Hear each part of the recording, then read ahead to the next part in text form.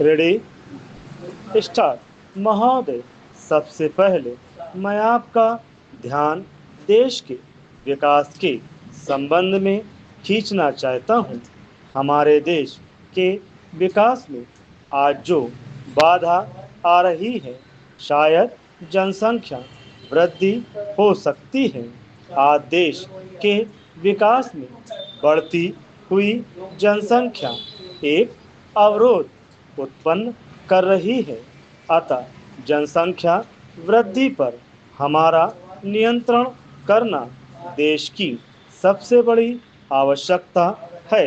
यदि परिवार में महिला शिक्षित होगी तो उन्हें इस बात का महत्व मालूम हो सकता है कि परिवार सीमित रखने से हमें कौन कौन से लाभ हैं और सीमित परिवार रखने से हमारी आर्थिक समस्याओं का समाधान किस प्रकार से हो सकता है।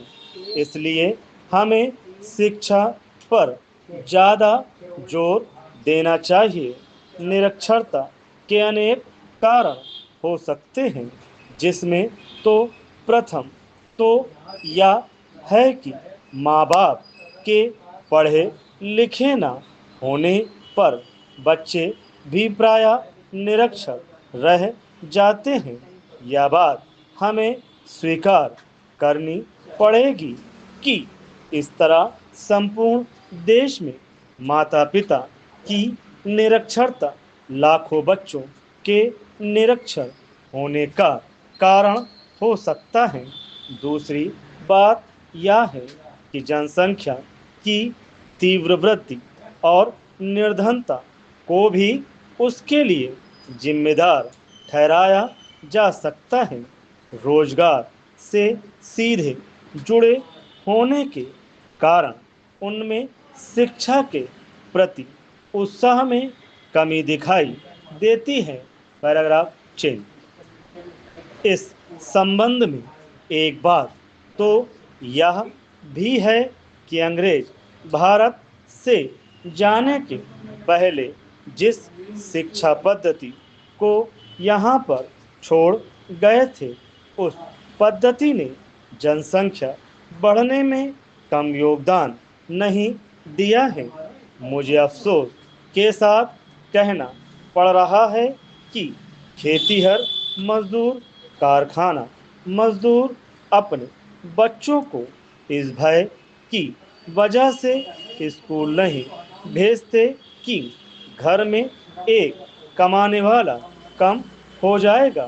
फिर ऊपर से स्कूल की वर्दी, किताबों का व्यय और अन्य खर्चे गरीब अभिभावक के अंदर बच्चों को पढ़ाने के रहे सहे उत्साह को बिल्कुल ठंडा कर देते हैं। Paragraph change. महोदय, इस प्रकार से खेत में काम करने वाले मजदूर की सोच यह रहती है कि हमको दोगुना घाटा उठाना पड़ेगा। इस कारण वह पढ़ाई छुड़ाकर अपनी तरह काम में जुटा लेता है। यही कारण है कि हमारे यहाँ बाल शिक्षा के मामले में अपेक्षित प्रगति नहीं हो। पहली कक्षा से 100 बच्चे दाखिल होते हैं, उनमें से केवल 23 बच्चे मुश्किल से 8वीं कक्षा तक पहुंच पाते हैं।